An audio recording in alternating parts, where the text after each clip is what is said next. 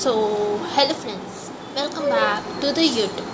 सो today हम करने वाले हैं important question, that is types of elasticity of demand. Yes friends, types of elasticity of demand exam में आता ही है, 16 मार्क्स में आता है ये क्वेश्चन।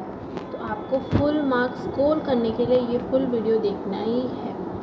नाउ हम टाइप्स में जाने के पहले इलास्टिसिटी ऑफ डिमांड क्या होता है उसका मीनिंग समझना इज़ वेरी इम्पोर्टेंट। तो समझते हैं पहले और फिर टाइप्स में जाते हैं, क्योंकि इफ़ आपको टाइप्स समझना है तो मीनिंग समझने की ज़रूरी है।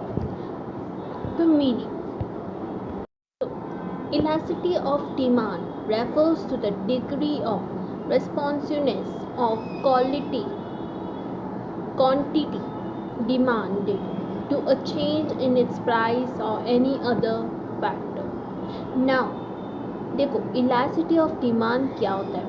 इफ़ किसी प्राइस या किसी फैक्टर, अदर फैक्टर्स जैसे कि क्लाइमेटिक कंडीशंस या टैक्सेस में कुछ चेंजेस आता है तो क्वांटिटी डिमांड में क्या रिस्पॉन्स देता है, डिग्री ऑफ रिस्पॉन्सिव क्या रिस्पॉन्सनेस देता है, उसको कहते हैं इलास्टिसिटी ऑफ डिमांड। देखिए, प्रोफेसर अल्फ्रेड मार्शल ने एक डेफिनेशन दिया है। Elasticity of demand is great और small according to the amount demand which rises much or little for a given fall in price and quantity demand falls much or little for given rise in price. इसका मतलब ये है कि जब price की value बढ़ती है तो डिमांड की वैल्यू कम हो जाती है, जब प्राइस की वैल्यू कम हो जाती है डिमांड की वैल्यू राइज हो जाती है। उसमें हमें पता चलता है कि ग्रेट और small according to the amount demand, इसमें हमें पता चल जाता है कि कितना अमाउंट डिमांड हुआ है। ओके, क्या वो ग्रेट है या स्मॉल है। ओके, सो जाते हैं types of elasticity of demand. So ये एग्ज़ाम में आता ही है 16 मार्क्स के लिए या अब 8 मार्क्स के लिए भी आता ही है। तो types of elasticity of demand, इसका 3 टाइप्स है। पहला है income elasticity, cross elasticity, price elasticity. तो इनकम इलास्टिसिटी क्या होता है? It refers to the degree of responsiveness of a change in quantity demand to change in income। मैं आपको शॉर्टली बताऊँ, अच्छे से बताऊँ समरी में कि इफ कुछ चेंजेस आया इनकम में, इनकम क्या है, एक अदर फैक्टर है। अदर फैक्टर्स में आपने पढ़ा होगा, लॉ ऑफ डिमांड में अजम्पशंस था कि no change in level of income. तो इनकम में कुछ चेंज आया और प्राइस अनचेंज है, मतलब वो कांस्टेंट ही है, कुछ चेंज नहीं हुआ उसमें। तो डिमांड, जो क्वांटिटी डिमांड में कैसे चेंज आएगा, कैसे रिस्पॉन्स देगा, इसका मतलब वही है इनकम इलास्टिसिटी। इसके फॉर्मूला आप देखोगे, इनकम को हम y से रिप्रेजेंट करते हैं, ये आपको याद रखना है। तो फॉर्मूला है EY is equal to percentage change in quantity demand upon percentage change in income. देखो, परसेंटेज चेंज इन इनकम में कुछ चेंज आया इनकम में, इसलिए कुछ चेंज आया क्वांटिटी डिमांड में। ये याद रखो कि इनकम में चेंज आया इसलिए क्वांटिटी डिमांड में भी चेंज आया। तो इसलिए percentage change in quantity demand को डिवाइड किया परसेंटेज चेंज इन इनकम में। ओके, ना शॉर्टली लिखे तो सिम्बॉलिकली रिप्रेजेंट करने के लिए आपको EY is equal to percentage का साइन ऐसा होता है, परसेंटेज। अभी देखो, ट्राइंगल, ट्राइंगल का मतलब होता है चेंज।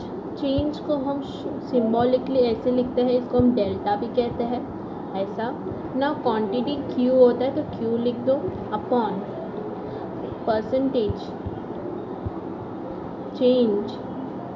अभी ये इनकम है, इनकम को हम क्या रिप्रेजेंट करते हैं, Y सिम्बॉलिकली, तो Y लिख दो। इसके बाद वो हॉल हो जाएगा, फिर हमें उसके डिफरेंस ढूंढना है, इसलिए हमने चेंज क्वांटिटी अपॉन क्वांटिटी मतलब ये क्वांटिटी इतना था, बट चेंज में क्या डिफरेंस आया उसको हम कर रहे हैं, divided by change in income upon income.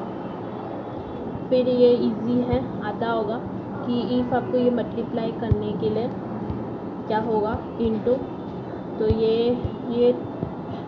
जो चेंज वाई है वो नीचे जाएगा, ये सामने, ओके। तो ये रहा income, this is called income elasticity. जाते हैं क्रॉस इलास्टिसिटी। क्रॉस इलास्टिसिटी क्या है? First of all, if prices में कुछ चेंजेस आए, प्राइसेस में कुछ चेंजेस आए, बट वो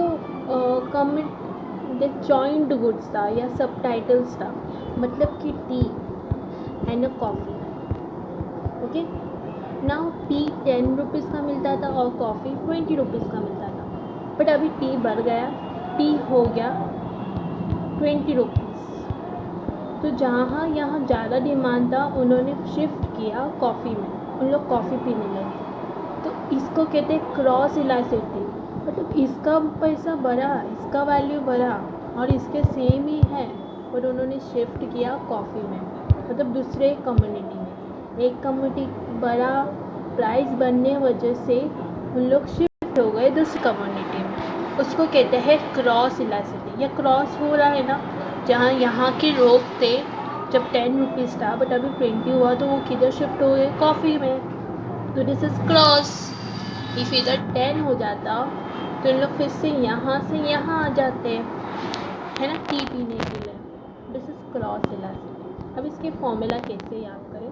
तो परसेंटेज इन क्वांटिटी डिमांड, ए एक कम्युनिटी है, जैसे ए को हम ले लेते कॉफ़ी, और बी एक कम्युनिटी है, अनदर कम्युनिटी, जिसको कहते हैं टी।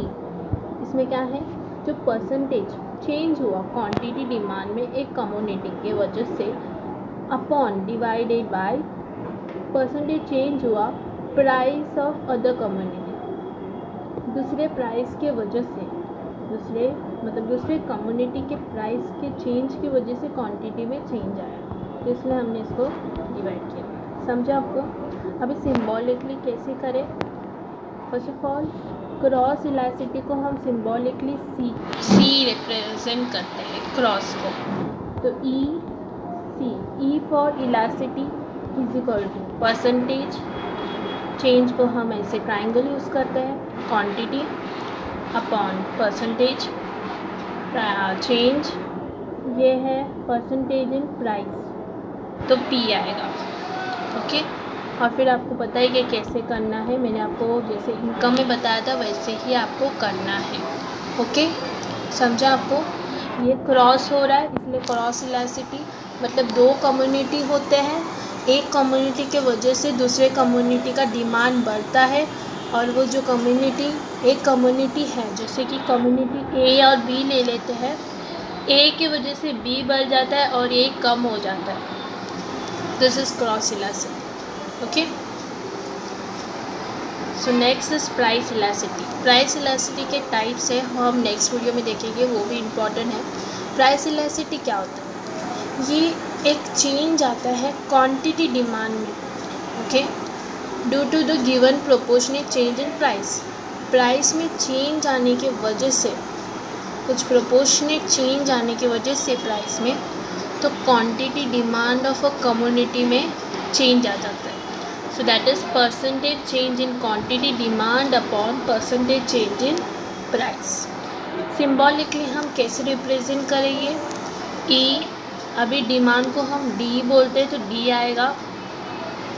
डिमांड को हम सिम्बॉलिकली डी कहते हैं। Percentage change into quantity demand, percentage change, that is triangle.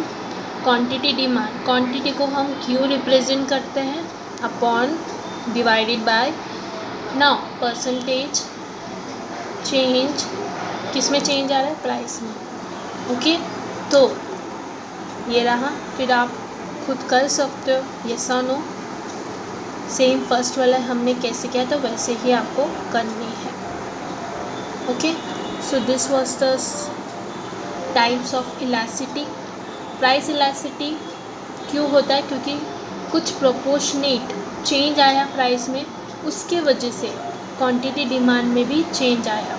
ये आपने पढ़ा होगा, जब प्राइस राइज होता है तो डिमांड कम हो जाता है, जब प्राइस कम हो जाता है तो डिमांड राइज हो जाता है। सो इधर कौन सा रिलेशन है? Inverse relation. ये आपने पढ़ा होगा, तो ये सेम इसके तरह ही है। ओके, नाउ एक्स्ट्रा क्वेश्चन में जाएं तो ये वाला। नाउ क्रॉस इलास्टिसिटी के 3 टाइप्स भी होते हैं जो आपके इसमें नहीं है।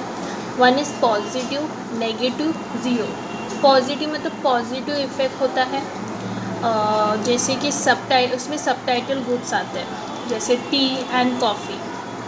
ओके, ये सबटाइटल गुड्स है। इफ़ टी बढ़ गया तो हम कॉफ़ी में शिफ्ट हो जाते हैं, इफ़ कॉफ़ी का पैसा बढ़ गया हम टी में शिफ्ट हो जाते हैं। This is subtitle goods. Now negative cross elasticity में दिस इज कंपेलीमेंट्री मतलब जॉइंट गुड्स भी कहते हैं। जैसे इफ़ शक्कर का पैसा बढ़ा तो हम टी को बंद करते पीने के लिए।